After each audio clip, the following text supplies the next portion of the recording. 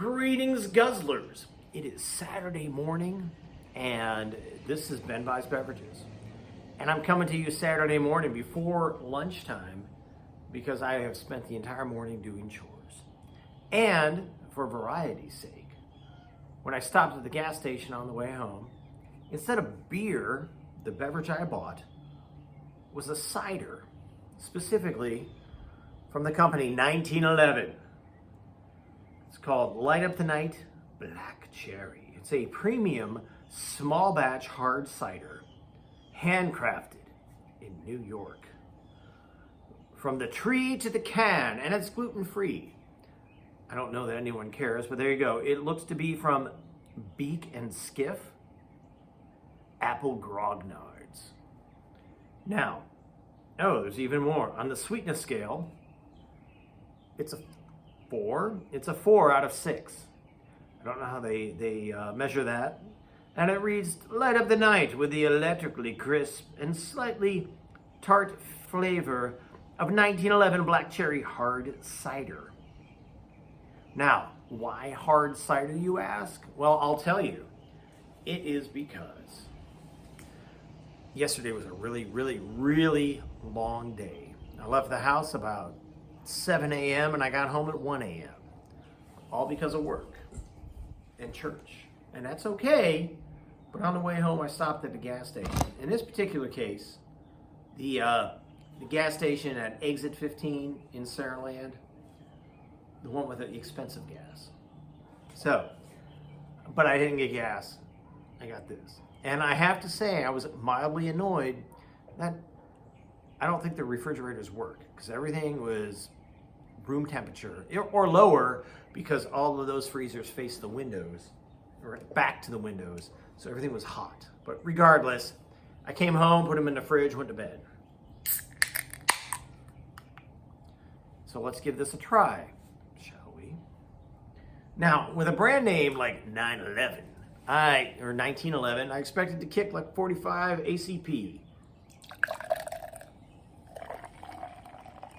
Now, what I do not expect it to do, but it probably will do, is treat me like all other apple ciders have treated me in my life. If you drink too many hard ciders, you end up with the shits like nobody's business. Just like drinking too much apple juice or drinking too much normal cider. But let's look at this. It's darker than apple juice, probably because of the black cherry. And I got no issues with that. I'm a fan of black cherry, and if they still made black cherry milkshakes at Dairy Queen, do you remember that? Dairy Queen? Something other than vanilla, strawberry, and chocolate. Yeah, they had good milkshakes once upon a time. So if it tastes like that, I'm good. But it's a cider, so let's find out.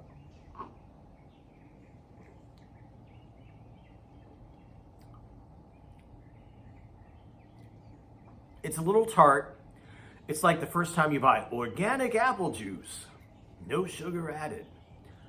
And then you realize that a lot of apples, and enough of them together, simply are not sweet. You need that added sugar. Now that said, it's not tart enough to make me dump it out.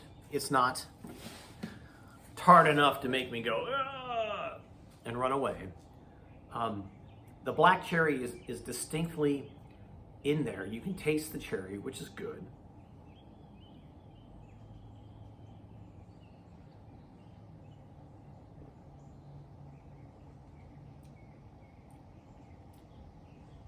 But it dries the mouth out. That's the mouthfeel. It's very drying.